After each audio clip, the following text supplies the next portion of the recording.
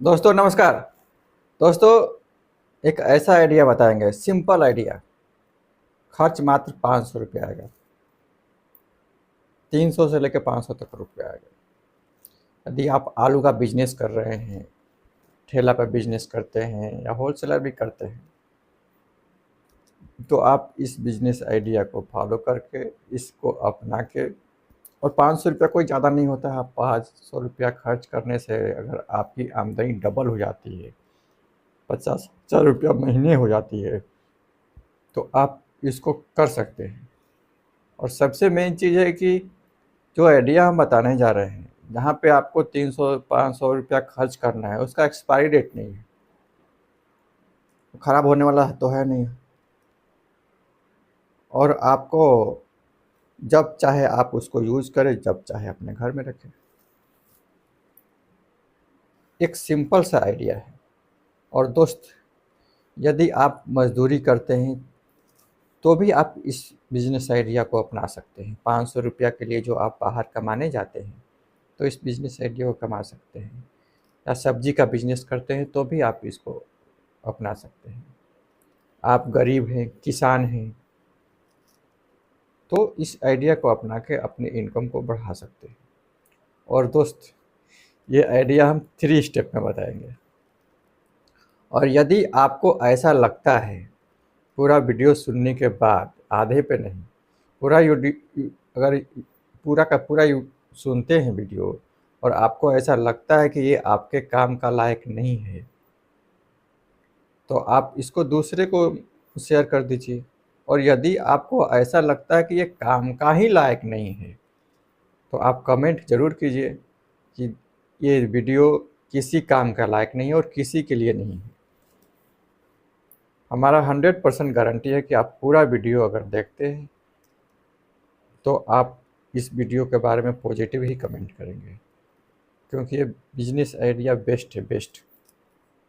और आपको अगर ऐसा लगता है कि नहीं, ये बिजनेस आइडिया बेस्ट नहीं है, ख़राब है, काम के लायक नहीं है, तो कारण के साथ आप इसमें कमेंट कर ज़रूर कीजिए, अपना विचार दे सकते हैं। और दोस्त, इसके पहले कि हम बिजनेस आइडिया बताएं, आपसे एक रिक्वेस्ट है कि हम एक चीज़ पे आपका राय लेना चाहते हैं, और आपका राय हमारे लिए बहुत ही इम्पोर्टेंट है, महत्वपूर्ण है।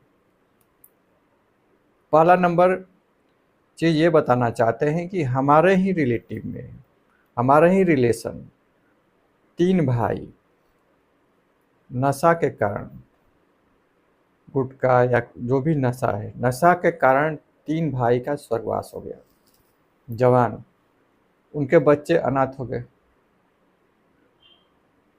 तो हमारा राय ये है, हमारा कहना ये है, हमारा सवाल ये है कि यदि कोई माता पिता गुटखा खाते हैं या कोई किसी भी प्रकार का नशा करते हैं, और WHO के अनुसार हर साल 80 लाख से अधिक लोगों का स्वर्गवास हो जाता है, मतलब 1 करोड़ 60 लाख बच्चे अनाथ होते हैं।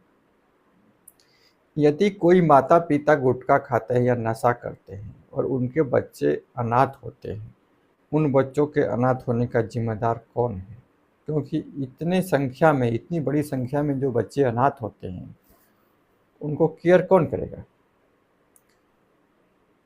क्या माता पिता जिम्मेदार हैं, स्वयं जो नशा करते हैं, या दूसरा जो उनके दोस्त हैं, मित्र हैं, पड़ोसी हैं, रिश्तेदार हैं, वो जिम्मेदार हैं कि वो उनको नशा के लिए प्रेरित करते हैं और प्यार से जीवन बर्बाद कर देते हैं? या नशा का प्रचार करने वाला जिम्मेदार है, या नशा के प्रचार करने वाले को जो फॉलो करते हैं वो जिम्मेदार है, या सरकार? आप कमेंट करके ज़रूर बताइए, बाजू में जिम्मेवार कौन है, रिस्पॉन्सिबल कौन है, और कौन ज़्यादा गुनाहगार है? और दोस्त, क्योंकि हमारा एनजीओ चलता है और हम फार्मासिस्ट हैं, तो हमको ये 2 मिनट का, 1 मिनट का वीडियो बनाना पड़ता है, क्योंकि लोगों में जागरूकता है। बाकी लोगों की मर्जी, वो क्या करें।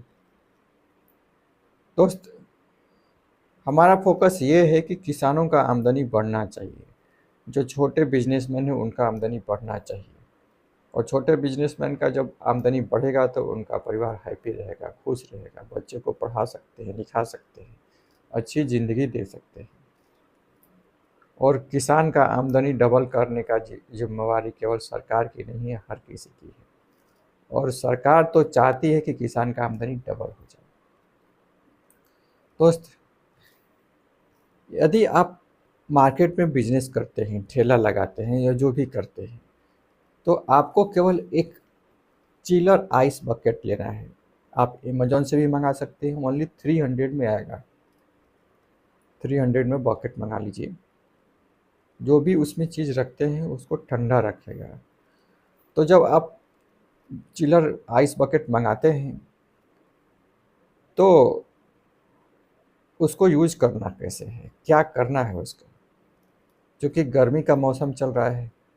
जहाँ भी आप सब्जी बेचते हैं, जहाँ भी आप आलू बेचते हैं, मार्केट में तो कम से कम बेचने वाले ही 100-200 रहते हैं, दुकान रहते हैं, ग्राहक आते जाते रहते हैं। आपको क्या करना है कि उस बकेट में आपको पानी रखना है, पानी का बोतल। पानी के एक बोतल पर 8 रुपया का मार्जिन होता है, लगभग अप्रॉक्स मुनाफा। यदि 200 बोतल भी बेचते हैं, 200 बोतल भी बिक जाता है, तो 1600 रुपया पर डे, मतलब 1500 रुपया पर डे आपका मुनाफा होगा। 50-100 रुपया का मान लीजिए बर्फ निकाल दीजिए, तो 1500 रुपया मतलब 45,000 रुपया महीना।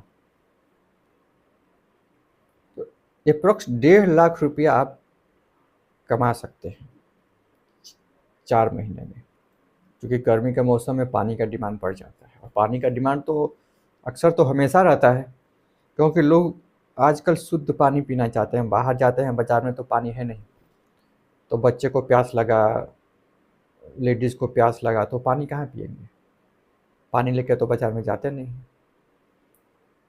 तो 200 बोतल तो आराम से बिक जाएगा, 200 पाउच आराम से बिक जाएगा। तो ये जो 1.5 लाख रुपया आपका एक्स्ट्रा इनकम हुआ, आपको उसको यूज कहाँ करना है। या आप आलू, जो अगर आलू का बिजनेस कर रहे हैं पहले से, तो आलू जब पैदावार होता है उसी समय 1.5 लाख का आलू आप स्टॉक ले लीजिए और कोल्ड स्टोरेज में रखिए। कोल्ड स्टोरेज में जब आप रखते हैं तो आलू कई दिनों तक, कई महीनों तक सुरक्षित रहता है।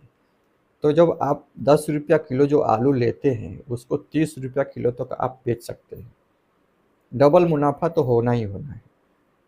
1.5 लाख का 3 लाख रुपया आप अगले साल ही बना सकते हैं, और फिर 3 लाख का आलू खरीद कर रखेंगे तो 6 लाख रुपया बना सकते हैं। 6 लाख रुपया मतलब 50,000 रुपया मंथली।